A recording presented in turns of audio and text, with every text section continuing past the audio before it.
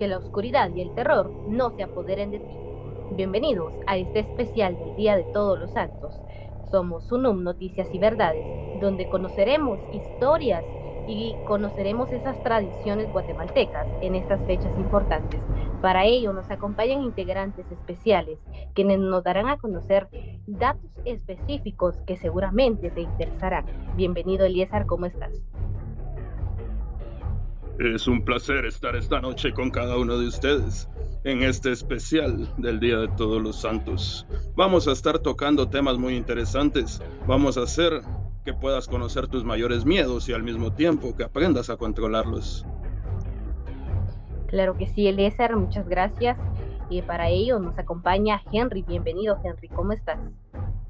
¿Qué tal? Buenas noches a todos. Un saludo. Esperemos la pasemos de forma terrorífica. Así será, Henry. Bienvenida, Julia, ¿cómo estás? Buenas noches a todos, esperamos que la pasen bien en este podcast. ¿Qué tal, Gaby? ¿Cómo estás? Hola a todos, estamos aquí para poder entretenernos un poco y para llevar un poco de diversión, que todos nos divirtamos esta noche. Claro que sí, Gaby, es una noche donde conoceremos y nos divertiremos en esos, conociendo esos datos que seguramente te van a poner la piel chinita. Marjorie, bienvenida. Hola Diana, hola grupo. Pues acá esperando que todos se diviertan con los puntos y temas que tocaremos. Muchas gracias, Hilary, qué gusto tenerte con nosotros. Bienvenida. ¿Qué tal a todos? Muchísimas gracias. Esperamos que este segmento sea del agrado de todos. Así será, Hilary, muchas gracias. Como sabemos, en Guatemala hay muchas tradiciones, pero una de las que se destacan es el Día de los Santos, y para ello conoceremos un poco más de esas tradiciones y folclores a cargo de nuestra compañera Julia. Bienvenida, Julia. Gracias, Diana, así es. Hablaremos acerca del folclore y de las tradiciones. Estamos finalizando octubre y estos días se caracterizan por las actividades de Halloween o la víspera del Día de Todos los Santos. La cultura de Guatemala, su tradición y las costumbres se prestan para leyendas de fantasmas, entes y aparecidos. Y dentro de esas leyendas hay unas muy populares que han sido transmitidas de generación en generación. Y entre ellas se pueden mencionar el sombrerón, la llorona, el cadejo, a veces el jinete sin cabeza y Nava, aunque no son propias de Guatemala, porque en cada país de Latinoamérica existe una versión que varía en algunos elementos e incluso en los nombres. Son relatos que cuentan los abuelitos con los que ellos crecieron. En la tradición oral guatemalteca han sido varios los actores que han aportado en sus leyendas y que han quedado plasmadas en libros. Por ejemplo, el difunto historiador, periodista y escritor Héctor Gaitán dejó relatos para libros como Cuentos de muertos y cementerios, Leyendas de vivos, espantos y aparecidos, La calle donde tú vives, por mencionar algunos de sus obras. Otros de los literatos que han escrito leyendas sobre entes es Celso Lara Figueroa, con su obra de leyendas populares y aparecidos y ánimas entenas en Guatemala.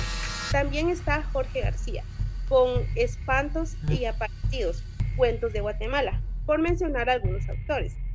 Estas historias, que son recordadas desde octubre, también trae a colación la gastronomía guatemalteca, ya que el 1 de noviembre, que es el Día de Todos los Santos, y el 2, que es el Día de Difuntos, se preparan platillos típicos, como los jocotes en dulce, el fiambre y el ayote en dulce. Alimentos que son también puestos en ofrendas a todos los seres queridos fallecidos y son llevados a cementerios o bien se colocan en altares en el lugar. El Día de Todos los Santos tiene su origen en una tradición católica, el cual tiene como objetivo honrar a todos aquellos que han trascendido a la divinidad. Otra tradición muy colorida son los barriletes gigantes de Zumpango, que representan la unión con el inframundo en el mundo terrenal. ¿Ustedes qué tradición conocen y qué leyendas recuerdan de su infancia? Muchas Eso es bien gracias. interesante porque yo crecí con esos libros. Yo crecí leyendo a Héctor Gaitán, crecí leyendo a Celso Lara Figueroa.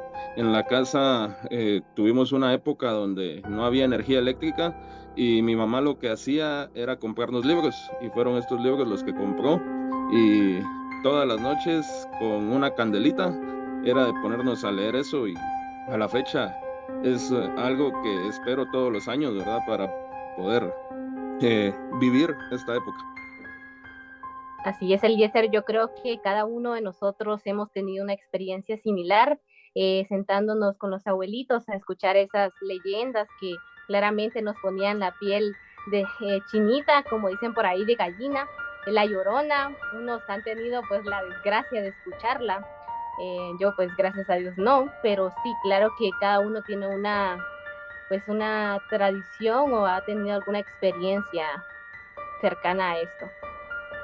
Precisamente hace poco sacaba el reportaje del barrilete y ahí aprendí algo muy interesante que mencionaba Julia, que el vuelo de los barriletes de Zumpango significa el vuelo de los ancestros hacia el umbral final. Me pareció muy interesante eso. Así es, Gabriela, también mencionaba Julia esos platillos típicos como el fiambre, las torrejas, los cocotes en miel, que pues es algo que uno espera hasta la fecha para probarlo. Sin duda es un platillo que representa a Guatemala en estas fechas especiales del Día de los Santos. Y algo interesante con eso del fiambre es de que hay muchas variantes. Incluso nosotros en la casa no comemos el fiambre tradicional, que con repollo, que blanco, que rojo, que este. Nosotros agarramos solamente todo el montón de embutidos, los chojineamos con cebolla, les echamos especias y así nos lo comemos, solo la pura carne. Entonces es algo bien interesante porque en otras casas pues se toman el tiempo de preparar el fiambre según la receta, ¿verdad? Sí, así es. Yo creo que cada familia es especial y se vive de distintas formas estas fechas. Agradecemos. Pues, visita a los cementerios, tradición anual del 1 de noviembre. Así es. Claro que sí. Como le mencionamos aquí en Guatemala, enflorar a esos puntos que ya pues se nos adelantaron, han partido. Muy bien, entonces vamos a continuar, compañeros. Esta noche pues tenemos muchas cosas que conocer, que seguramente allá en casa y los que nos están escuchando a través de este podcast quieren conocer sobre esta festividad. Eliezer, ¿qué nos cuentas referente a esa psicología del terror? Es algo bien interesante porque muchas veces no comprendemos de dónde viene el miedo o qué es el miedo. Y hay que aclarar, el miedo es algo natural en cada uno de nosotros y es algo hasta cierto punto bueno, como todo lo que pasa con nosotros. El miedo, ese instinto, porque no es algo que nosotros podamos controlar al 100% o decir, en este momento no voy a sentir miedo. Lo podremos controlar. Esa reacción fisiológica que provoca que el cuerpo comience a bombear más sangre, que los niveles de adrenalina se disparen para poder prepararnos ante alguna posible defensa, como podría ser salir corriendo o como podría ser defendernos peleando o gritando. Hay quienes llegan a paralizarse, pero hay quienes sí logran manejar muy bien el miedo. Este instinto pues es el que nos hizo ir evolucionando poco a poco. Debemos de tener en cuenta que el miedo fue el que hizo sobrevivir a los ancestros hace muchos años, cuando a consecuencia del miedo era que salían corriendo y se escondían en cuevas o buscaban refugio a consecuencia de un rayo, de un trueno que ellos no conocían. Es exactamente eso el miedo, lo desconocido, el no saber qué es lo que estamos enfrentando, y muchas veces es producto de algo en nuestra cabeza, de algo en nuestra imaginación, producto de poder formar ilusiones en nosotros y no tener el control de las mismas. Es bien importante que debemos de tomar en cuenta que hay personas que pueden controlar muy bien el miedo y que incluso lo buscan para poder sentirlo y hasta sienten determinado placer, como las personas que les gusta ver películas de terror o personas que les gustan los juegos extremos que los llevan a esa orilla de llevar a sentir el miedo, buscan esa situación, como también hay quienes no lo pueden controlar y es tanto el miedo que llegan a relajar esfínteres y eso quiere decir que se van a ensuciar en su ropa, pues, ¿verdad? Se van a orinar o se van a defecar. Hay quienes llegan a desarrollar náusea a consecuencia de este miedo incontrolable o llegan a paralizarse. Personas que ante una situación de terror que puede ser desde un espanto o puede ser hasta algo que le puedan tener pánico, hablando de algún animal, algún bicho o algo por el estilo. Entonces, el primer paso para poder superarlo es enfrentarlo. El saber que muchas veces el miedo está en nuestra cabeza y que nosotros somos los que lo estamos formando. No sé a cuántos de ustedes les ha tocado vivir algo aterrador ahorita en el ambiente en el que estamos, pues de algún espanto o algún aparecido. En lo personal sí tengo una historia muy importante acerca de miedo donde llegué a paralizarme, pero no sé, compañeros. Gracias, Eliezer, y es importante lo que tú mencionas de cómo el cerebro se conecta con esas emociones, porque yo creo que en algún momento nosotros, la imaginación nos ha jugado malas experiencias, por ejemplo, cuando creemos escuchar ruidos y en realidad pues son ruidos que tal vez la imaginación o por el estado de miedo en el que nos encontramos nos hace escuchar cosas que tal vez no están sucediendo, o tal vez hemos visto algo y sentimos como aquel pesor en las piernas que no nos deja caminar. Yo creo que eso es a lo que tú hacías referencia, Eliezer, cómo el miedo se puede apoderar de nosotros si no logramos controlarlo, como aquellas personas que no pueden ver películas de terror. Entonces, pues aquí yo creo que habemos personas o hay personas que sí se animan a ver películas de terror. Pues yo, compañeros, he de decir que más de alguna vez me han espantado, pero siempre lo he tomado con mucha calma. Sin embargo, algo que recuerdo mucho es cuando me espantaron mientras cuidaba una casa. También solía cuidar a un niño en esa casa y me lo dejaban por semanas. Yo estaba súper acostumbrada a él. Recuerdo que la noche del suceso movieron una silla muy fuerte, una silla que se encontraba en el comedor. Yo estaba en la sala y yo dije a voz fuerte, dirigiéndome al niño, ¿verdad? Ya pasó tu hora de irte a la cama, pensé que ya estabas durmiendo. Y quedó así, hasta que más tarde, cuando ya me iba a acostar, recordé que al niño esa vez no me lo habían dejado y que yo me había quedado sola en la casa. Entonces a mí lo que me dio pues fue nada más reírme, porque como les dije anteriormente, yo controlo muy bien el miedo y seguí mi recorrido. A mí me ha pasado. A mí me ha pasado, por ejemplo, hay ocasiones donde he logrado controlar muy bien el miedo, pero hubo una oportunidad en el cementerio.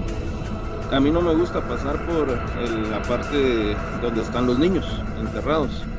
Esa parte siempre me ha causado cierta vibración que no me gusta. Y en una oportunidad pasé por ese punto y justamente vi un niño que estaba con su trajecito azul pateando una pelota hacia una lápida. Y lo raro era de que pateaba la pelota, le rebotaba y le volvía a caer en el pie. Y la volvía a patear, y la pateó como 3 veces. Y sucedió eso. Cuando yo me le iba acercando, yo sentí el cuerpo pesado. Pero el niño me volteó a ver. Cuando me volteé a ver, yo le veo los ojos negros, pero negros.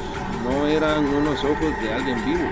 Era y con una tristeza tan profunda que en el ratito yo me aguadé y mi reacción fue tratar de correr, no pude.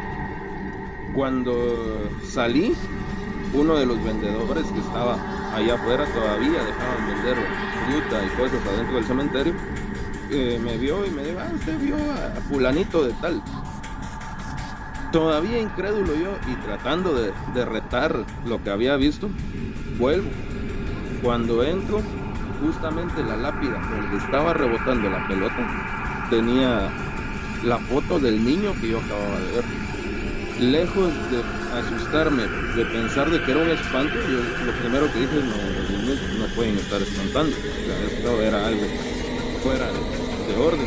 Entonces, esa es la experiencia que les mencionaba hace un rato, que de verdad me hizo casi que orinarme, ¿verdad? Y Gaby nos iba a contar otra experiencia por ahí. Adelante, Gaby.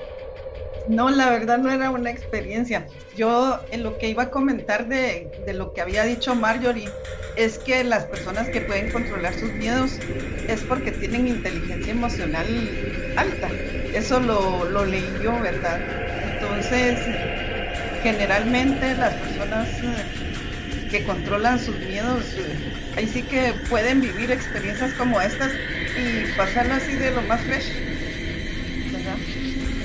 Sí, eso es bien interesante, porque es algo que se tiene que aprender a controlar. Henry sabe mucho de este tema y vamos a escuchar la voz de un experto en esta situación. Ciertamente, la psicología dice que el temor, el terror es algo humano, algo innato, de protección. Mas, sin embargo, el exceso de inteligencia emocional, como dice Gaby, también puede traer como consecuencia que se tenga poco temor, y está bien, es decir, está bien, pero como el temor nos protege de los peligros, y ser alguien demasiado aventado, valiente, o puede acarrear tal vez consecuencias para la persona, ¿verdad? Y no dimensionar el peligro en el que se encuentra, ¿verdad? Quizás en cierta situación, si yo veo, por ejemplo, en mi hogar, la sombra de una persona o de dos personas, uno puede decir, no es nada, voy a ir a ver, y no necesariamente tiene que ser algo sobrenatural. Podrían ser dos ladrones armados, por ejemplo, ya que la delincuencia está a la orden del día en nuestro país, y lo más cauto sería tal vez huir, hacer una llamada, ir con un vecino, y no ir a encarar a estas obras que resultan ser unos delincuentes y que nos pueden provocar daño, ¿verdad? Entonces eso de tolerar el miedo está bien, pero hasta cierto punto. Es correcto. Entonces, es un tema muy interesante y muy amplio. Nos llevaría a varios capítulos de este podcast el poder desarrollar esa parte. Pero es Diana quien nos va a seguir comentando qué es lo que vamos a seguir desarrollando durante este interesante podcast. Muchas gracias, Eliezer. Muchas gracias a todos por sus comentarios e intervenciones. Yo creo que así como nosotros tenemos historias que contar, mucha de nuestra audiencia se identifica con nuestras historias a mencionar, ¿no? Hilary, no sé si tienes algo que mencionarnos a través de cómo se explica el miedo y a través de la ciencia, ¿no? De esta manera científica, cómo podemos conocer cómo el miedo se transmite más allá de las emociones que van conectadas directamente pues con el cerebro, específicamente con la ciencia. Bienvenida, Hilary. Muchísimas gracias por el espacio, Diana. Claro, por supuesto, como todos ustedes mencionaban, más de alguno ha tenido una experiencia paranormal o ha sufrido de algún déjà vu o distintas formas como juegos mentales, o ha presenciado lo que es la magia en algún punto. Todo esto se deriva a una explicación científica. Como saben, la ciencia no cree en los milagros, todo esto se le atribuye a cierto aspecto, a cierto conocimiento que tiene el mundo de la ciencia. Y pues por supuesto los sucesos paranormales son fenómenos que desafían la explicación científica convencional y pues se caracterizan por su aparente incomprensibilidad desde la perspectiva de nuestras leyes naturales y pues conocimientos científicos actuales. Aunque es comprensible que las experiencias personales y las creencias culturales puedan llevar a la percepción de sucesos paranormales, la comunidad científica generalmente los aborda con un alto grado de escepticismo, debido a la falta de evidencia empírica sólida que poseen en la mayor parte de estos casos, ¿verdad? En esta recopilación, en este capítulo, yo les tengo 5 aspectos por los que se basa la explicación científica. El primero, como les comentaba, la falta de evidencia verificable. Uno de los principales obstáculos que yo pude leer fue la aceptación de los sucesos paranormales en la ciencia, es la falta de evidencias irrepetibles. En ausencia de pruebas concretas que puedan como ser examinadas y replicadas por otros investigadores, Es difícil respaldar la existencia de estos fenómenos, por supuesto. Otro puede ser los sexos cognitivos y los perceptuales. Muchos de ustedes tal vez han sufrido de lo que es parálisis del sueño. En lo personal me ha pasado más de alguna vez. Es algo completamente fuera de sí. Es como que si estuvieras en tu cuerpo, pero al mismo tiempo no puedes sentir nada. Es como si estuvieras ahogándote, ¿verdad? Es lo mismo. Muchos sucesos de estos pueden explicar mediante los procesos cognitivos. Nuestro cerebro a menudo interpreta información de manera subjetiva, ¿verdad? Lo cual puede llevar a la percepción de eventos que no tienen una base real en el mundo exterior. Muchas de estas pueden ser ilusiones ópticas, sesgos de desconfirmación y pues muchísimos ejemplos de procesos mentales que pueden distorsionar nuestra percepción. A ello, los trastornos que yo les comentaba. A menudo se asocian con alucinaciones que según las culturas se han interpretado como demonios e incluso abducciones alienígenas. Han ido demasiados sucesos por los cuales se le han atribuido al parálisis del sueño, y por si fuera poco, hay algunas intoxicaciones con monóxido de carbono, exposiciones a las esporas de ciertos hongos que están presentes en casas abandonadas, incluso en viejos libros, que se han relacionado con las mismas alucinaciones. Algunos lo dicen que es el polvo. En sí, la ciencia no anda en escasez de explicaciones para los fenómenos paranormales. Hay explicaciones psicológicas también. Incluso se dice que hay alucinaciones a menudo que explican las apariciones de voces. También puede usted que le haya pasado que mientras usted tiene audífonos por mucho tiempo escuchando música, de la nada siente que lo están llamando o escucha su voz en diferentes ocasiones a la misma percepción. Dicen, y según el dato, el 3% de las personas experimentan algún episodio psicótico en su vida, lo que puede incluir falsas percepciones visuales o auditivas como la que mencionaba, pero también hay táctiles. En 2021, un estudio de una universidad con un grupo de pacientes psicóticos encontró que además de voces y visiones, estas personas suelen experimentar sensaciones de tacto, temperatura, tensión o dolor. Y la máxima, al 20% de las personas que llegan a experimentar un suceso paranormal con todos estos sentidos, en algún punto en alguna sesión se les encuentra un trastorno psicológico o en algún punto algún trastorno psicótico. Estas personas dicen que a consecuencia de estos procesos paranormales han llegado a tener estos trastornos, pero la ciencia lo atribuye a que por un episodio anterior es que estos sufren estas experiencias paranormales. En lo personal, me ha pasado lo de los audífonos. Cada vez que escucho que tengo música muy fuerte, siempre escucho que me llaman, pero pues la mayor parte no es cierto, nunca me están llamando, pero es por lo mismo, porque nuestra sensación, nuestro cuerpo está alerta de otras personas a nuestro alrededor. Así que en lo personal soy una persona algo escéptica, a pesar de que he sufrido de procesos paranormales. Siempre, como decía Marjorie, mi miedo ha estado normal, porque siempre intento encontrarle una explicación razonable al miedo en lugar de atribuirlo a una experiencia paranormal. No sé si alguno de ustedes, compañeros, ha sufrido algo así, que en lugar de atribuirle fue un fantasma o un espanto, se han dicho, no, fue el viento.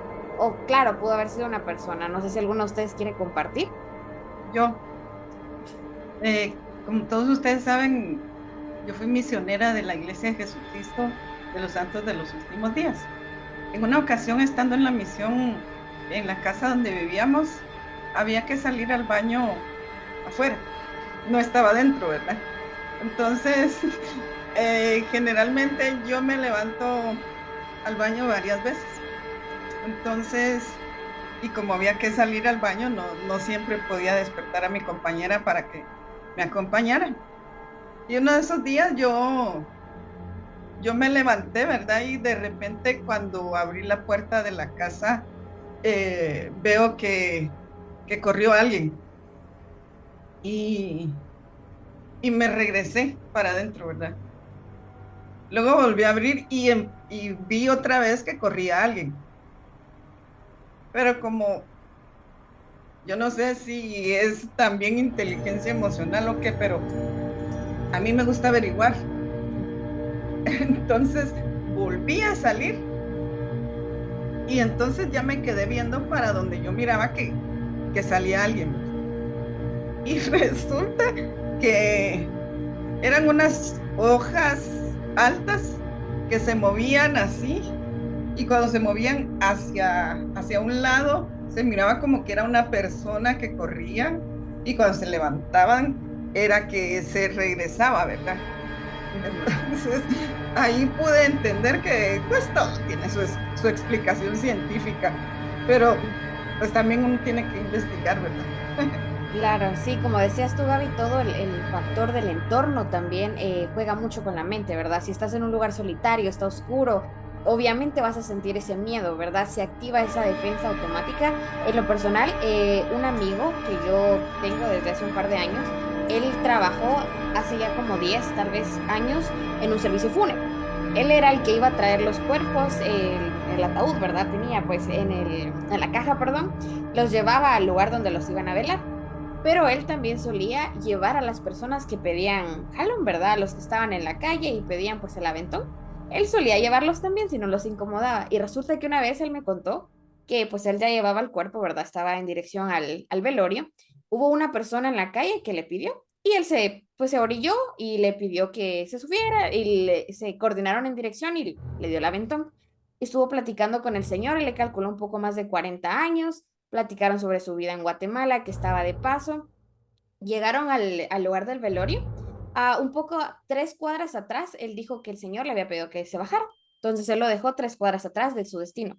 Cuando llegó, él ayudó a bajar la caja y cuando él dejó la caja en el lugar donde estaban las flores, una señora se acercó a él y puso la foto de la persona que estaban velando y resulta que había sido el mismo señor que le había pedido el aventón.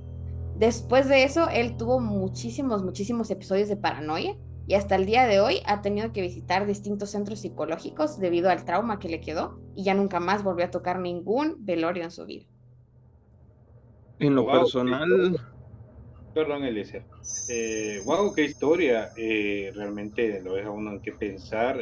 Personalmente sí tuve hace unos meses una experiencia supuestamente paranormal y les voy a explicar por qué supuestamente. Acá donde vivo contaba mi abuela que cada 7 años gritaba la llorona por la cercanía de un río. Y de pequeño recuerdo que sí la escuché una vez, hasta la fecha no sé si fue real o no, pero sí quedé muy asustado, ¿verdad? Es un grito desgarrador, eran como las 3 de la mañana recuerdo, pero ya en tiempos actuales, en una madrugada volví a escuchar unos gritos y recordé la vivencia de pequeño. Dije, la llorona otra vez, wow, ¿eh? Pero el grito se escuchaba muy diferente y hablando otra vez de la inteligencia emocional que decía Gaby.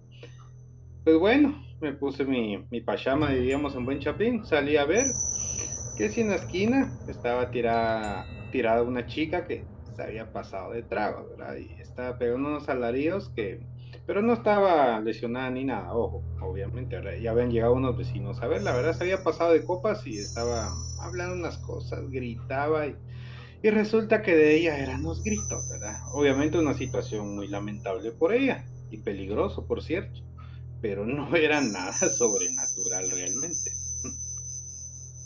yo a Gracias, Henry. consecuencia, Adelante, Lies. yo a Adelante. consecuencia de que he sido mero aventurero, soy el primero, y yo creo mucho en este tema de lo paranormal.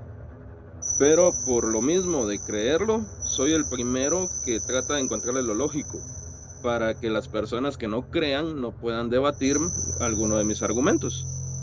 En una ocasión estaba de turno en bomberos y me tocó la hora de vela de 1 a 2 de la mañana. Escuchaba yo perros, bueno, de primero cayó una neblina muy densa, pero así bastante densa, y escuchaba yo que los perros estaban ladrando bien lejos, pero al mismo tiempo escuchaba yo como el maullido de un gato, que se escuchaban bien cerca. Entonces dije yo, qué contradictorio, ¿verdad?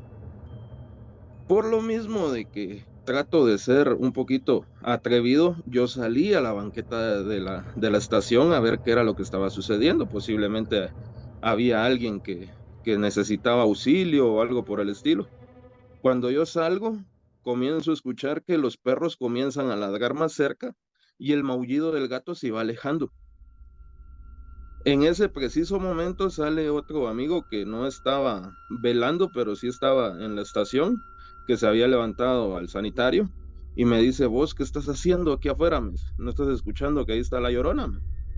Y yo, Mucho gusto, no la conocía, para mí era un gato, espérame, ahorita lo voy a espantar, y se pone hija de aquí, hija de allá, y comienza a insultarla, a tal grado que la neblina se quitó, pero así como que viéramos parpadeado y paz, y ya no había neblina, el gato dejó de maullar y los perros dejaron de ladrar. A la fecha, yo trato de encontrarle una explicación lógica, pero no la encuentro, ¿verdad? Como después de un par de insultos desapareció todo. Se las dejo ahí para que la analicen. La verdad que a mí me pasó algo similar con una amiga que en una ocasión nosotros veníamos de una fiesta y íbamos entrando a la casa cuando empezamos a escuchar gritos, ¿va? Y pensamos que era ella, ¿verdad? Pero a mí no me convencía porque los gritos eran como muy, pero sí se escuchaba como que eran de gente, ¿verdad? Y de repente pues le dije, yo voy a subir al segundo nivel. El segundo nivel era todo terraza. Voy a subir al segundo nivel y vamos a ver qué es. Y ella se fue atrás de mí al segundo nivel, ¿verdad? Y subimos al segundo nivel. En eso vimos que eran dos gatos teniendo relaciones. Estaban haciendo gatitos. Estaban haciendo gatitos.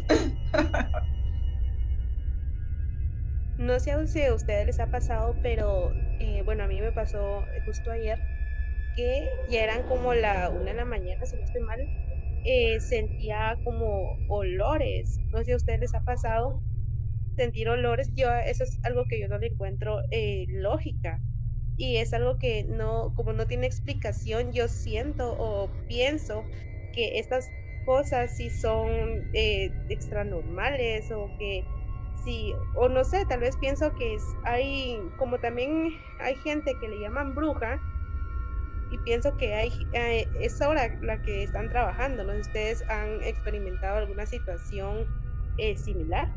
Sí, sí, sí. Bueno, al menos en mi pueblo a la Llorona le dan el olor del chipilín. O sea, de la nada lo sentís así en un bosque, en un lugar muy solitario. A mí me pasó cuando escalé un volcán. Fíjate que cuando uno está así entre las calles de su colonia y siente olor a chipilín en medio de la oscuridad, dirá, bueno, más en alguna casa han de estar comiendo, ¿verdad? Pero a mí me pasó en medio del volcán, yo iba caminando, en un rato me desvié de mi grupo, me encontraba sola y me llegó ese olor a chipilín y yo así como que, la Llorona, va, porque como les digo en mi pueblo, a la Llorona le atribuyen el olor a chipilín. Bien interesante porque son distintos olores y ciertas situaciones que nos han tocado vivir a cada uno, ¿verdad? Historias podemos tener un montón. Yo, por ejemplo, y esto sí le encontré una explicación lógica, en una oportunidad me tocó ir a trabajar lejos y de regreso en el camino ya no encontré transporte. Comencé a caminar y llegué a una parte tan, pero tan oscura, una noche de octubre, sin luna, sin estrellas, estaba todo nublado y la carretera completamente oscura. Yo me podía poner la mano en la cara, incluso hasta me podía dar una cachetada que no me daba cuenta yo que me estaba pegando. Y yo comencé a ver siluetas y a escuchar ruidos, cosa que en el momento, como les digo, yo trato de buscarle la lógica a todo antes de asumir que es algo paranormal, y lo primero que dije yo fue, no, eso soy yo, eso es la mente la que me está jugando chueco, y no, y voy a seguir caminando y no me voy a asustar. A partir de ese momento yo dejo de ver las siluetas, y en ese ratito un carro que venía en contra de la vía que yo llevaba ilumina todo, y en efecto no había nada, pues, o sea, era mi propia mente la que me estaba comenzando a jugar sucio, tratando de perjudicarme por medio del miedo, y es donde uno tiene que aprender a controlar esa parte. Bueno, es así como hemos escuchado un poco sobre aquellas experiencias, en este caso se podría mencionar como paranormales, agradeciendo a cada uno sus intervenciones en este especial del Día de los Santos. Y para ello pues tenemos la participación de Marjorie, quien nos va a explicar un poco cómo se viven esas leyendas extranjeras, como bien se conocen como Halloween. ¿Qué tal, Marjorie? ¿Qué nos cuentas? Bienvenida. Bueno, Diana, gracias por el espacio. Para empezar a hablar de esto, de las leyendas extranjeras, siento que Halloween queda súper perfecto. Pero, ¿qué entendemos como Halloween? Bueno, recalcando en su historia, es una celebridad que proviene de Irlanda. Se celebra como el fin de una cosecha, pero con el pasar de los años, Halloween pasó de significar el fin de una cosecha a una celebración para recordar a nuestros ancestros, a los ancestros que ya se nos han adelantado. Bueno, ahora la celebración es muy reconocida en Estados Unidos. Como ya hemos de saber, muchos en esta fecha, allá en Estados Unidos, se disfrazan, van a pedir dulces, se adornan las casas de forma muy temática, cosa que aquí en el país pues no acostumbramos a hacer, ¿verdad? El Halloween es sin duda es el inicio de las leyendas extranjeras y es la más reconocida. Pero bueno, así como la mayoría de latinos conocemos a La Llorona, la Ciguanaba, el Sombrerón, etc., hay más leyendas que desconocemos, estas leyendas extranjeras. Dentro de estas podemos encontrar algunas. De las que yo me sé, pues están estas, ¿verdad? Slenderman, quien originalmente es una leyenda de internet, creado por los mismos internautas y los últimos años creció demasiado, haciéndose muy conocido entre grandes y chicos y logrando hasta proyectarse en películas. Slenderman es un hombre con extremidades súper largas, vestido muy formalmente. Este no tiene un rostro y su principal función es desencadenar el terror entre las poblaciones. Se moviliza de forma muy rápida y anda por los bosques. Muy curiosamente, mucha gente dice ya haberlo visto, ¿verdad? Cuando empezó siendo nada más un invento de internet. Otra de las leyendas extranjeras es 5 noches en Freddy. Esa es otra de las leyendas extranjeras. Se trata de una pizzería en Estados Unidos que, según cuenta la leyenda, en esta pizzería ocurrieron muchos asesinatos infantiles y las almas de estos infantes pues fueron a poseer animatrónicos que se encontraban en el lugar. Desde entonces los animatrónicos que estaban en esa pizzería empezaron a deambular por el negocio asustando, incluso hasta asesinando personas, causando que clausuraran el lugar. Pero pues de las que ya he dicho, ¿qué otra leyenda conocen ustedes? ¿O alguna leyenda que no sea tan conocida en nuestro país? ¿Alguien que pueda comentar? Yo conocía, de hecho la mencionaron anteriormente, la leyenda del jinete sin cabeza, que era un mercenario británico que combatió durante la Guerra Civil estadounidense entre los estados del norte y los estados del sur por la abolición de la esclavitud en Estados Unidos en esa época.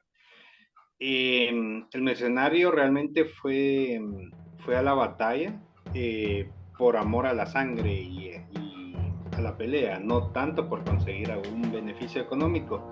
En medio de una batalla le cortaron la cabeza, pero sin embargo por las noches regresaba y cortaba la cabeza de sus enemigos, ¿verdad? Realmente la leyenda hace hincapié en que puede que no regresara físicamente, pero su espíritu volvía para atormentar a sus enemigos. Y obviamente esto lo usaban con el otro bando, lo usaba como propaganda para asustar a los soldados enemigos, ¿verdad? Para que no atacaran de noche, ¿verdad? Pero quedó la leyenda del jinete sin cabeza, que hay una película, por cierto, dirigida por Sleepy Hollow. Muchas gracias. Adelante, Julia. También hay distintas tradiciones que se originan en Estados Unidos, como Halloween, como estaba mencionando Marjorie, y de ahí han pues tomado bastantes historias, como el Robert the Doll, el muñeco, el que se llama Robert, está supuestamente en un museo de Estados Unidos ahora resguardado, debido a que en 1967, si no estoy mal, fue un muñeco de marinero. Supuestamente está poseído por el espíritu de un niño, pero a muchos se les atribuye que cuando ven el muñeco se quedan pobres, tienen problemas completamente de salud, o que les han dado paros cardíacos, han tenido problemas en sus relaciones, que toda su vida se da de cabeza solamente con ver al muñeco. Y debido a todas estas denuncias, ahora cuando está en el museo está clausurado, y cada vez que uno va a ese museo uno tiene que firmar un contrato donde uno no va a presentar ningún cargo ante el museo debido a cualquier cosa que pueda pasarle a uno. También dicen que si uno lo ve por medio de imágenes o videos, tiene que presentar un mensaje al mismo muñeco para que no le suceda nada aún. ni a personas cercanas a uno. Es como muy increíble el aspecto de que incluso por medio de redes sociales ahora se puede difundir todo lo que es como el miedo o ya como este muñeco que puede pasarte algún mal desde cualquier punto del país, y podemos verlo así. Es algo completamente increíble, ¿verdad? Porque es algo que tal vez, como lo mencionaba Julia, en las calles donde tú vives, que nuestros papás vivían con eso, ¿verdad? Los espantos, y ahora incluso uno puede echarse algún mal augurio ahí solo con ver la imagen de un muñeco en internet. Así es, Hilary, muchas gracias por comentarnos pues esa experiencia y esos conocimientos que tú tienes. Yo creo que también todos en algún momento hemos escuchado la historia del sombrerón, aquel que se enamoraba de las mujeres bellas y les hacía su trencita. Yo creo que esas historias pues son conocidas por eso, por el tiempo y los años que han trascendido, y todo el mundo pues al ver a alguien pequeño pues ya le pone algún apodo como el sombrero, ¿no? Entonces es muy interesante todo lo que nos comentan y esos aportes valiosos. Yo creo que para nuestros oyentes de este podcast también pues ha sido de mucha relevancia, y para ellos es importante también conocer que más allá de todas esas cosas que nos comentan, pues hay cosas que respaldan, como lo mencionaba Hilary al principio, la ciencia, ¿no? Y todas esas experiencias que cada uno tiene. Para ello, pues vamos a darle la palabra a nuestra compañera Gabriela Reyes, quien nos tiene una intervención importante sobre los medios audiovisuales. Bienvenida, Gaby. ¿Cómo estás? Gracias.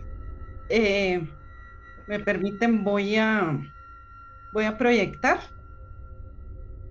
Muy bien, Gabriela, adelante. pero no me deja cerrar una. Muy bien, en lo que Gabriela pues nos proyecta ahí, quisiéramos pues conocer un poco más sobre esas experiencias que ustedes han tenido. Yo creo que más de alguna vez nosotros hemos pues tenido una experiencia paranormal. A ver, Hilary, ¿qué nos cuentas tú?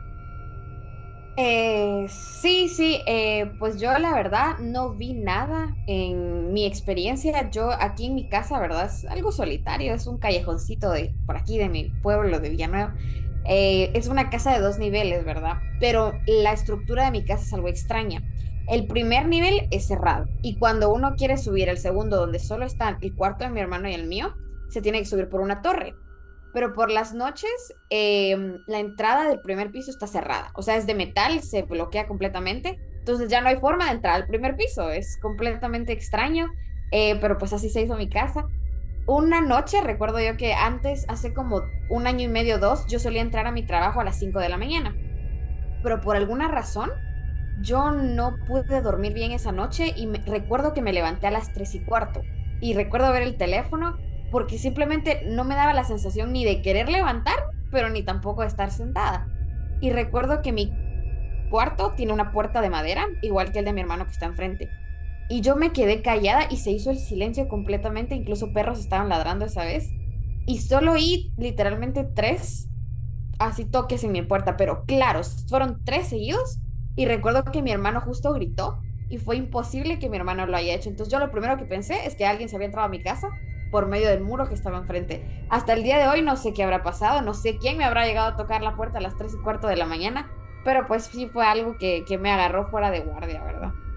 Muchas gracias, Hilary. Yo creo que en las 3 de la mañana es una hora icónica que todos pues conocemos, que pues mencionada que es una hora pues mala, ¿no? En aquí tal vez de una forma u otra la conocemos como algo paranormal, que si te despiertas a las 3 de la mañana pues ya. Bueno, entonces Gabriela nos comenta si estás lista Sí, para darte el espacio. sí. Gracias, bienvenida, Gaby. Ahorita voy.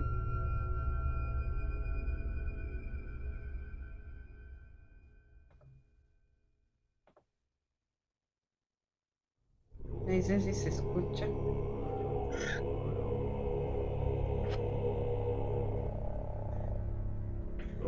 Ok, estamos esperando, Gabriela. ¿Escucha?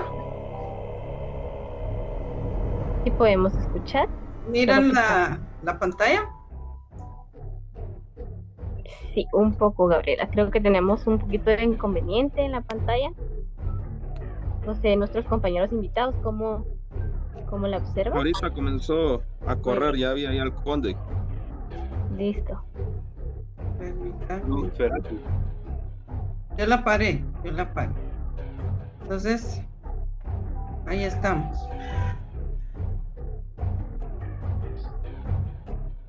¿Está corriendo? Sí, Gabriel, espacio. El terror en los medios audiovisuales comienza con la grabación de películas sobre vampiros en 1896. Pero en 1921 se filma la primera cinta del icónico vampiro Drácula Jalala, adaptación de la novela de Bram Stoker. Aunque en 1922, aún con el cine mudo, se graba la terrorífica Nosferatu, una sinfonía de horror. Un vampiro al que se le hacen unos cambios para que no se parezca a Drácula y así no pagar derechos. Pero como era tan parecida a la novela, la viuda del autor los demandó y les ganó el caso, ordenándose que se destruyeran todas las copias existentes y solo sobrevivieron 5. Gracias a eso es que podemos disfrutarla actualmente. Sin embargo, de los vampiros de antaño, Bela Lugosi sigue siendo el favorito y para muchos el conde Drácula por excelencia, con su actuación en 1830. En 1981 se filmaba El hombre lobo en Londres, El hombre lobo americano en Londres. Es una oda al lobo más famoso de todos los tiempos, en la que según los críticos es la mejor adaptación de esta historia y donde hasta ese tiempo se le vio en sus mejores galas al personaje creado por Sergi Durán. En esta cinta especialmente se usan prótesis y partes robóticas para lograr la transformación del personaje. Hollywood se impresionó tan considerablemente que a raíz de esta película se crea el Oscar a mejor maquillaje. El Resplandor es una novela de Stephen King adaptada para el cine por Stanley Kubrick. Es la cinta donde se introduce el género psicótico al cine. La película que como tal no fue exitosa en su época, pero que con el tiempo fue ganando acepción junto a Stanley, quien actualmente es conocido como el maestro del cine de psicosis. Protagonizada por Jack Nicholson, nos muestra la historia de Jack Torrance, quien llega al Hotel Overlook para una entrevista de empleo.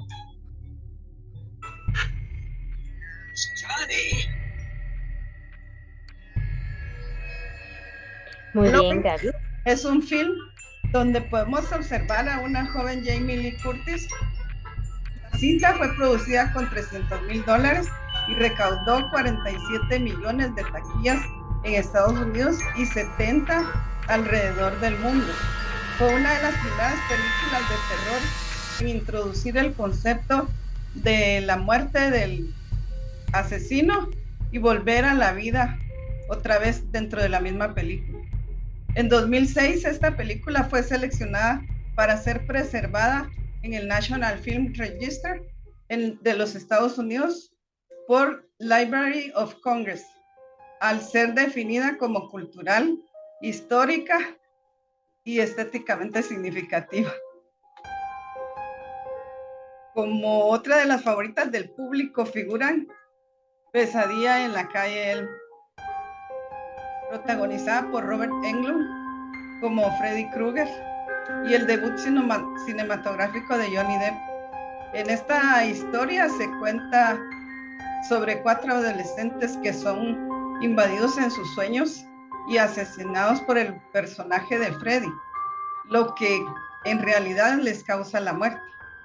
La película fue un éxito de crítica, revitalizando el género slasher, muy desgastado en la época y uno de los sleeper hits de 1984. En 2021 también fue considerada cultural, histórica y estéticamente significativa.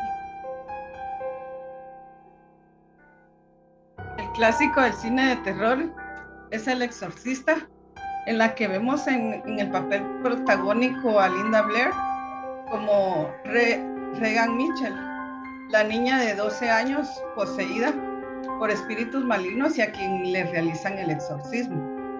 el autor de la novela explicó que se inspiró en un hecho verídico para hacer esta película. El hecho que fue publicado en el Washington Post era sobre un adolescente de 14 años, que fue un caso real, que supuestamente pues el niño estaba poseído y sufrió alteraciones en su personalidad.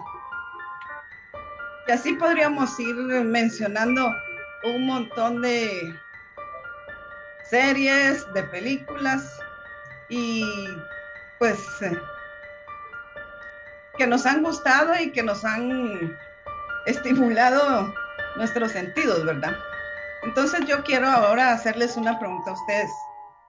¿Tienen alguna serie o película favorita de este género que nos puedan contar?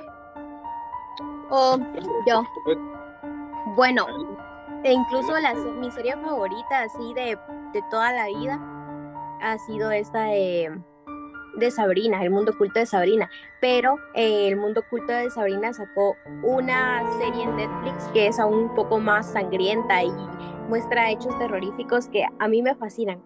Es mi serie favorita y pues la verdad es que quien no aguanta tanto el terror no debería de verla, para mí.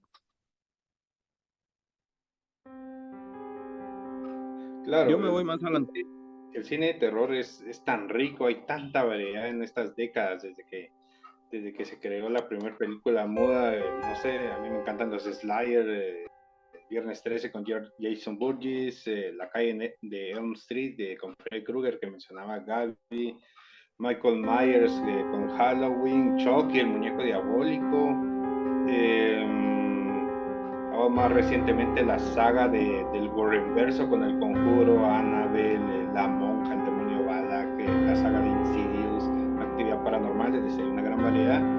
Pero por mucho mi saga favorita o película favorita de terror de todos los tiempos es El Exorcista de 1973, que nos sale en una novela escrita por el novelista Peter Blatty, que está basada en un hecho real, supuestamente real, en los años 40, un niño poseído en Georgetown, que es donde transcurre la historia de la novela y película, y cambió realmente la forma en que se ve el cine de terror en la actualidad. Antes de esta película, en el 73, el cine de terror de monstruos se miraba no tan formal, se miraba como un poco más campi, más ligero, pero a partir de esta película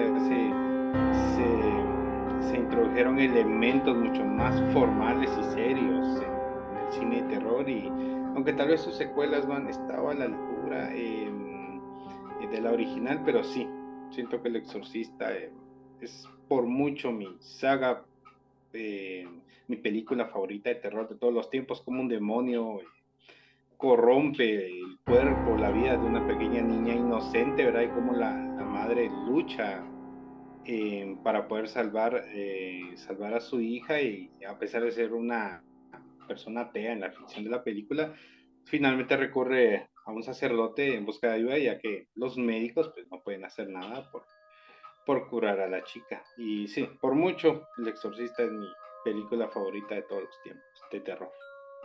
Yo en lo personal es una saga que está un poquito en el olvido, pero que tiene como 10 películas, y es la de Hellraiser. Yo crecí viendo eso, ese cuatillo, les debo ahorita el nombre del artista, pero ese maquillaje blanco con el montón de clavos en la cara, y cómo iban transformando en demonios a uno por uno, y después ver cómo por medio de un cubo Rubik, por así decirlo, lo podían atrapar o podían liberar más gente. Para mí esa serie de películas, porque eso es al final, ha sido la que más me ha impactado. Yo me aparto mucho del cine de terror últimamente porque en lo personal no me gusta, porque pienso que para ver sangre mejor leo un periódico y ahí la voy a encontrar en la misma cantidad, ¿verdad? Entonces, pero si es de elegir algo de terror, por así decirlo, Hellraiser para mí es de mis películas favoritas, y en muchas plataformas no está, lastimosamente. Muy bien, muchas gracias Henry, Eliezer. y a todos los integrantes que pues nos han compartido en este caso pues su ejemplo de su comediante, en este caso favorito, ¿no? En cuestiones de terror. Para ello también... Hola, Diana. Sí, Gabriela, dime. A mí se me olvidó decir que mi serie favorita no es ni tanto de terror, ¿verdad? Pero no sé si alguien la vio, se llama Scream Queens. Es con Emma Roberts y con Jamie Lee Curtis y también Joe Jonas. A mí esa serie me encantó. Yo pienso que no es tanto de terror, sino que es como de suspenso, pero es de mis favoritos. Es que hay que mencionar que hay una diferencia entre el suspenso y el terror. Y es muchas veces una línea muy delgada y que muchas personas confunden. Porque en lo personal, y es una película que hasta va a sonar risible ahorita que la mencione, pero que a mí me encanta ver porque es de suspenso, es Hasta el viento tiene miedo, pero la versión de 1974 hecha en México. Para mí esa película, aún siendo de suspenso, porque no sale mayor cantidad de sangre, no salen espantos, sino que son cosas cotidianas como escuchar una ventana, como escuchar el ruido, como escuchar pasos, y eso lo hace estar a uno así, pendiente de lo que está pasando, y que a mí, cuando yo era niño y la vi, no me dejaba salir al sanitario después porque me daba pánico pensar en que podía pasar lo que estaba pasando en Hasta el viento tiene miedo, pues. Entonces hay que reconocer entre el cine de suspenso y el cine de terror como tal. Yo pensé que iba a decir Los tomates asesinos. Yo creo que es importante, como lo mencionas tú, Eliezer, como diferenciar, ¿no? En este caso, pues el suspenso del terror, pero yo creo que todo va conectado. No podemos nosotros ver una película de miedo sin estar esperando a que pase lo peor, ¿no? O ir al cine y ver una película y taparnos los ojos porque sentimos que no vamos a lograr poder ver esas escenas que seguramente sabemos que nos van a provocar ese sentimiento de miedo. Y bueno, vamos a pasar al siguiente punto donde tenemos en este caso la presencia de nuestro compañero Henry, que nos va a dar a conocer un poco más de esa historia de esos muñecos diabólicos que seguramente nuestros oyentes han tenido algún muñeco diabólico en su casa o alguna muñeca que ha meado la cabeza. En lo personal yo pues colecciono muchas Barbies. He tenido muñecas de distintos tamaños y creo que ellas van absorbiendo como las vivencias de uno, y pues para esto pues veamos el espacio a Henry, quien nos va a ampliar esta información. Bienvenido, Henry. Muchas gracias.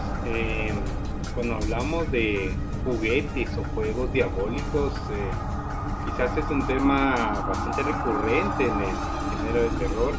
Recordemos que los juguetes son sinónimo de la alegría para los niños.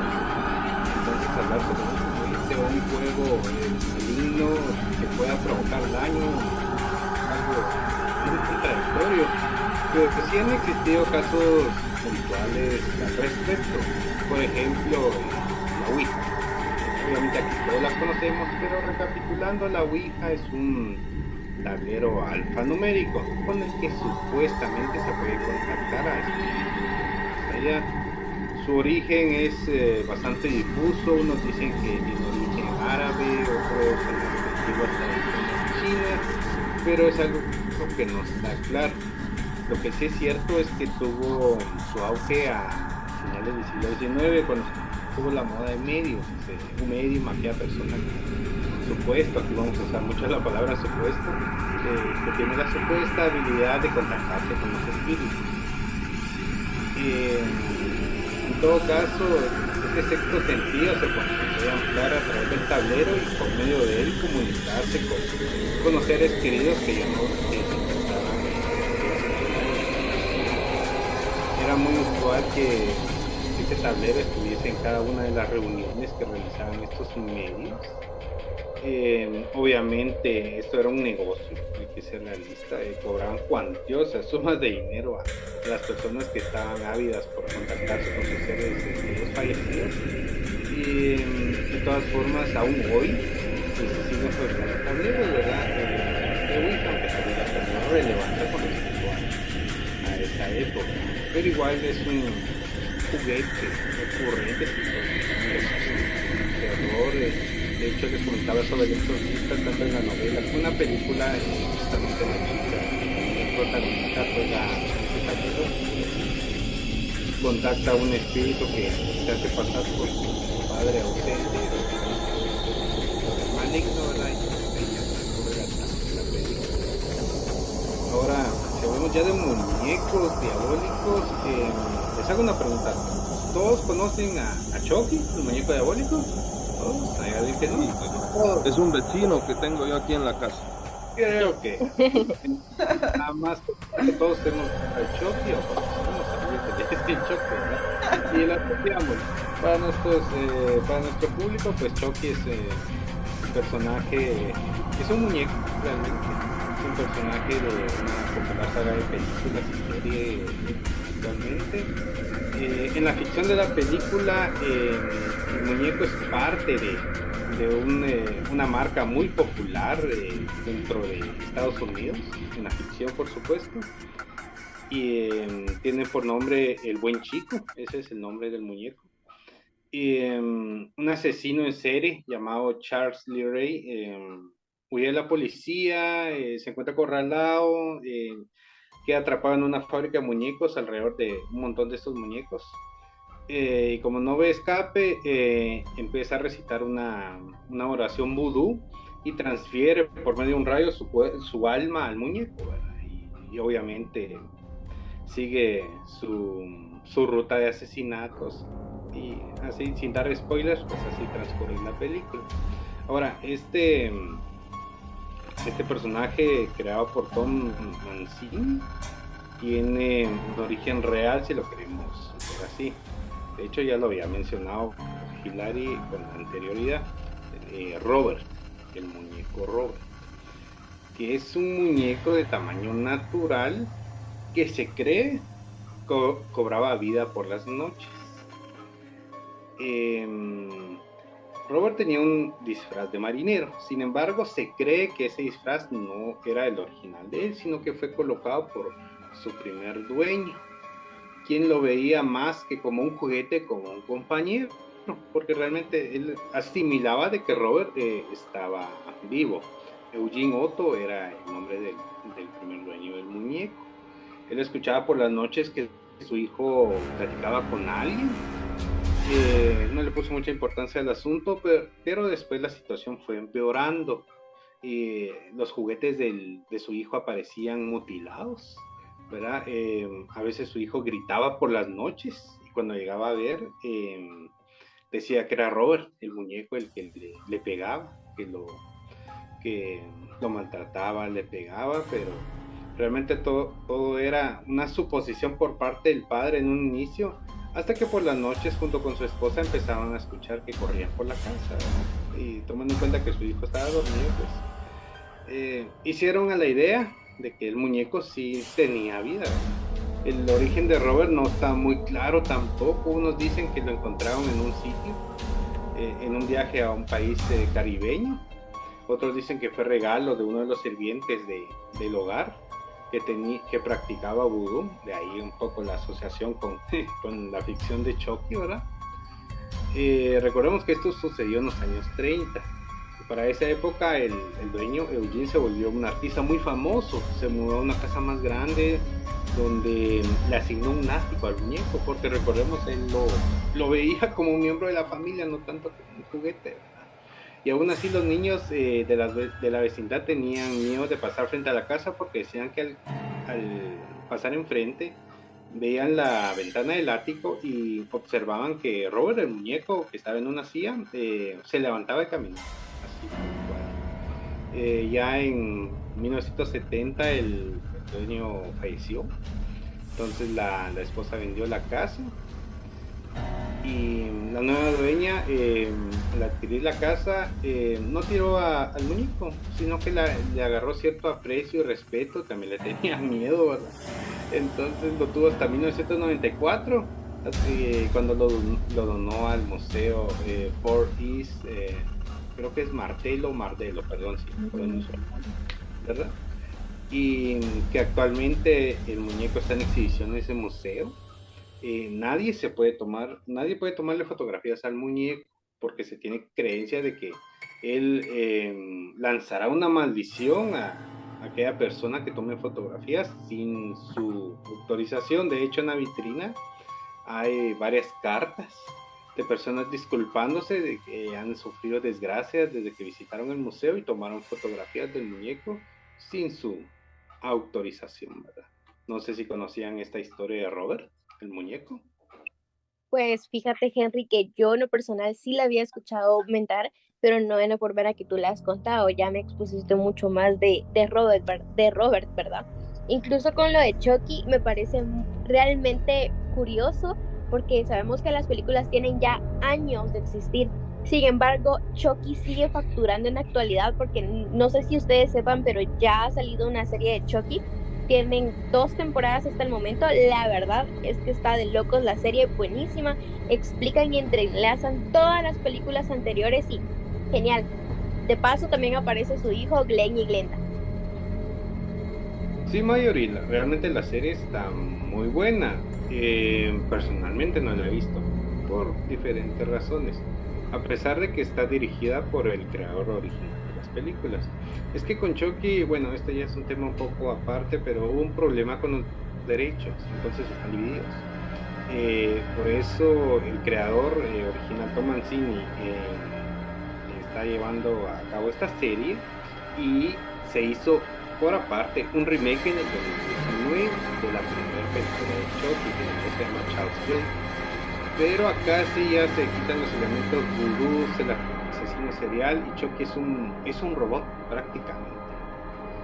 Era un animatronic con inteligencia artificial que transcurren muchas cosas en la película y por cuestión de celos quiere matar a Anne, ¿verdad?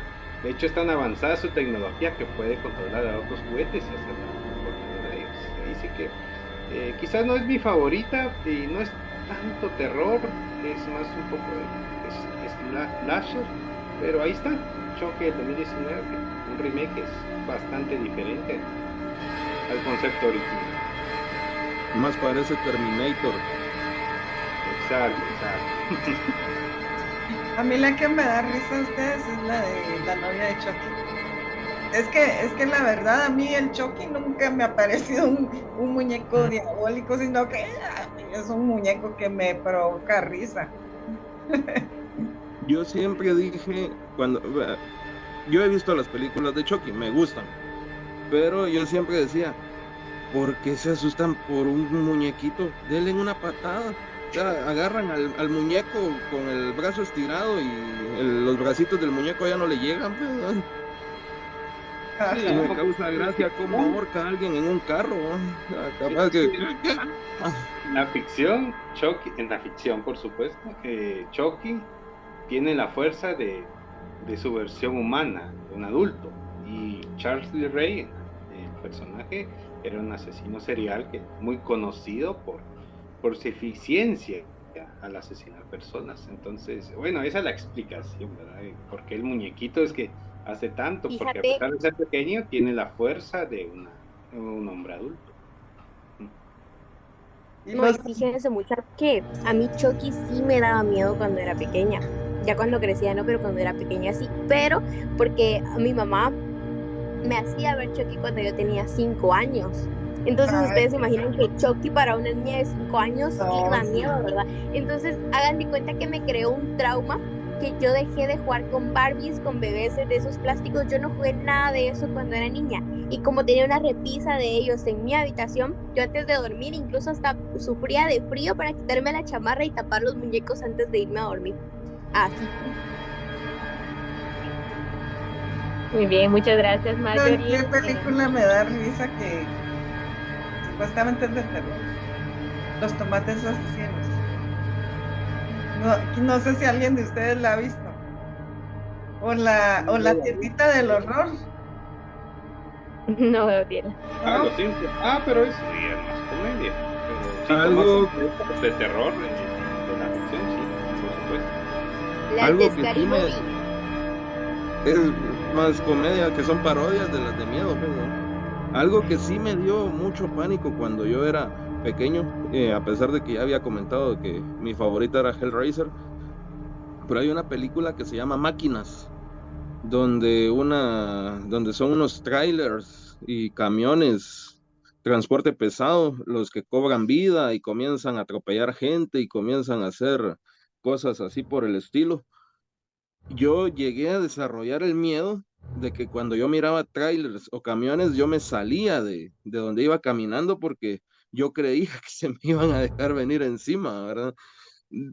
Lo mismo que le pasaba a Marjorie con Chucky, por ejemplo, ¿verdad? Que la vimos muy pequeños y entonces yo desarrollé ese miedo y yo iba con mi hermana y yo la jalaba y le decía, no, venite para acá. Y yo era el hermano mayor, la tenía que cuidar supuestamente, ¿verdad? Y más bien yo trataba de desviar mi miedo y que ella no lo notara, o para que no se burlara al final, pues, ¿no? Muchas gracias.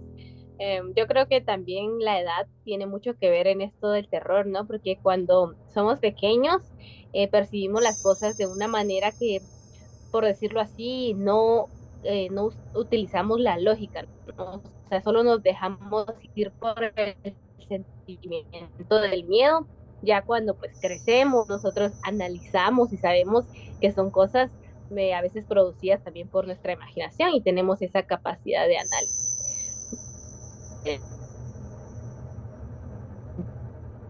Entonces, vamos a punto de que ahí, o sea, con las cosas viven con su familia, ¿no? En cómo ustedes, las fechas especiales, eh, eh, en estado con Hilary. ¿Qué tal, Hilary? Cuéntanos cómo vives tú esta experiencia del Día de los Santos con tus hermanos, tus papás o con quienes componen tu familia. Bienvenida, Hilary. Muchas gracias, Diana. En lo personal, yo sí voy al cementerio cada 1 de noviembre. Voy a adornar a mi hermana junto a mi hermano y a mis papás, ¿verdad? Es algo muy bonito, debido a que, pues, de alguna forma uno siente ese consuelo, ¿verdad? De estar aunque sea o sentir cercanía con aquellos que ya no podemos tener o estar en presencia de. Me gusta mucho la feria que ponen allá afuera, me gusta ir a comer después de pues dejarle o pasar un rato con nuestro familiar ahí en el cementerio. Es algo muy bonito, de alguna forma yo ese día no siento el cementerio de una forma terrorífica, sino que en algún punto hasta lo siento acogedor Una debido a todo el festividad. ambiente, exacto, de ver todo el ambiente que se puede presenciar, ¿verdad? Toda la gente con la comida o algunos niños jugando es de alguna forma un lugar que se siente tan solo el resto del año, se siente bastante acogido esa fecha. Sí, yo creo que estas fechas para muchas personas, más allá de ser triste, ¿no? Son unas fechas para alegrarse y llegar a, pues, al punto donde están descansando, pues, las personas que en su momento formaron parte de nuestra familia, ¿no? Entonces, para ello, pues, Henry, bienvenido. ¿Qué nos cuentas tú? ¿Cómo vives esta festividad del Día de los Santos? Muchas gracias nuevamente por el espacio. Al menos en lo personal, con mi señora madre compramos fiambre, fiambre cada año, el blanco, nos gusta el blanco, no somos muy fans del fiambre rojo que lleva todos los elementos, todo tipo de embutidos, hasta pescado creo que le echan. No, nosotros compramos fiambre, el fiambre blanco cada año. Eh, Hace unos 5 o 6 años teníamos la costumbre de ir al cementerio general a dejar flores a mi abuela, a un tío que no conocí, por cierto, y al cementerio de la verbena para dejar flores al abuelo. Aunque ya en estos últimos años no hemos ido, bueno, la pandemia ya es conocido cómo afectó la situación, pero este año no vamos a ir, pero tal vez el próximo retomamos esa costumbre de ir a los cementerios, ¿verdad? Lo que pasa es que tal vez es un aspecto muy personal, pero percibimos muy triste ir a los cementerios. Y al menos somos de las personas que preferimos recordar a los seres queridos como eran en vida y no tanto en la muerte.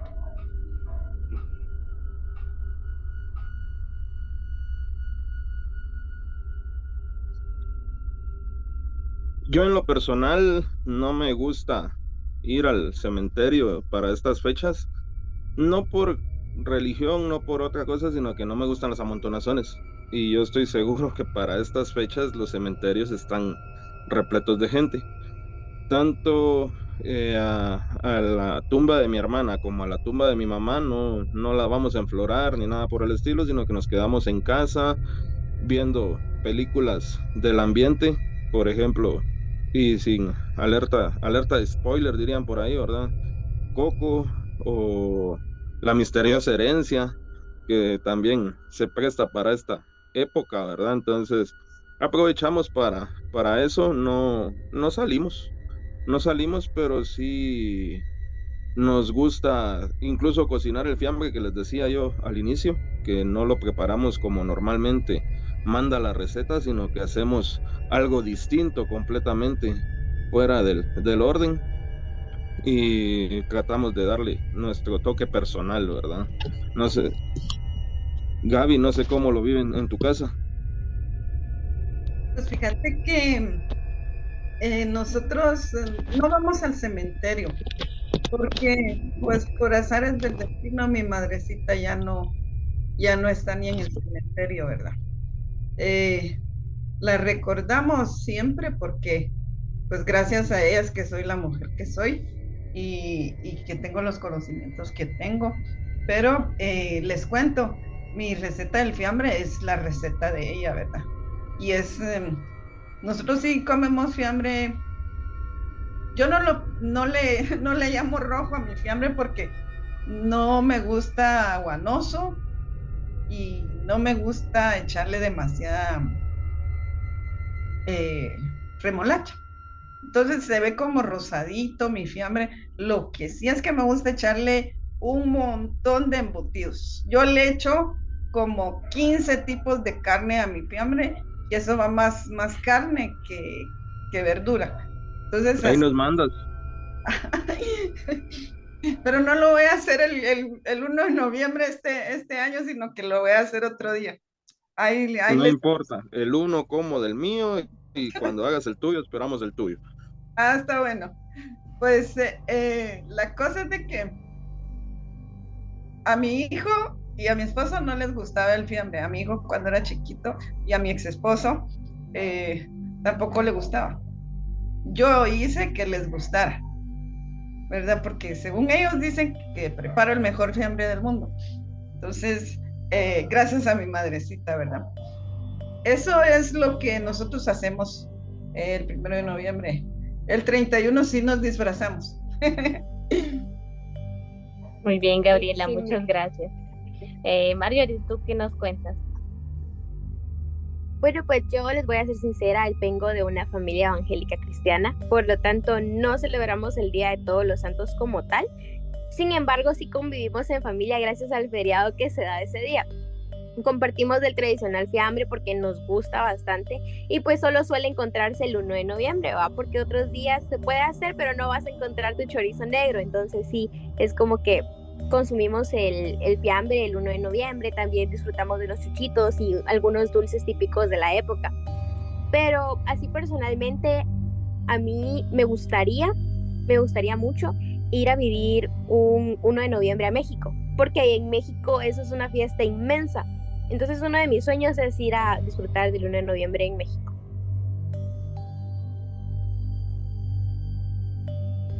Muchas gracias, Marjorie, por contarnos tu experiencia. Julia, bienvenida. ¿Cómo vive tu familia esta festividad? Sí, claro, Diana. En mi caso, la tradición es preparar los jocotes, el ayote y comprar el fiambre. Antes acudíamos al cementerio por temas también de pandemia, pues ya no acudimos. Y eso es lo que generalmente hacemos, también ver películas de la temporada. Muy bien, Julia, muchas gracias por contarnos pues tu anécdota y por supuesto a cada uno de ustedes le agradezco mucho por compartir esas experiencias que ustedes viven con sus familias este día especial, pues el Día de Todos los Santos. En lo personal, mi familia pues se reúne, yo soy de un pueblo llamado Santa Rosa, ¿no? Y allá pues se vive una experiencia distinta. No sé si ustedes han escuchado pues los canchuleros, los famosos canchuleros. son hombres vestidos de mujeres que salen a las casas a pedir tamales, como en Halloween, ¿no? Como mencionaba Marjorie, pero aquí en este caso son tamales. Entonces es algo pues muy épico de estas fechas. Y también pues voy a enflorar a mis bisabuelitos. Creo que es una tradición que se ha venido de generación en generación. Pues mi abuelita llevaba a mi mamá y ahora pues mi mamá a mí. Y yo creo que pues yo a mis futuros hijos. Entonces creo que es importante también saber y darle importancia a estas festividades que conforman la tradición guatemalteca. Entonces agradezco a cada uno de ustedes por sus intervenciones y hemos llegado al final de este podcast. Esperamos que nuestros oyentes hayan pues salido de este lugar con muchos conocimientos sobre esta festividad. Entonces muchas gracias Eliezer, Hilary, Gabriela, Henry, Julia, Yolanda por formar parte de este día. Muchísimas gracias.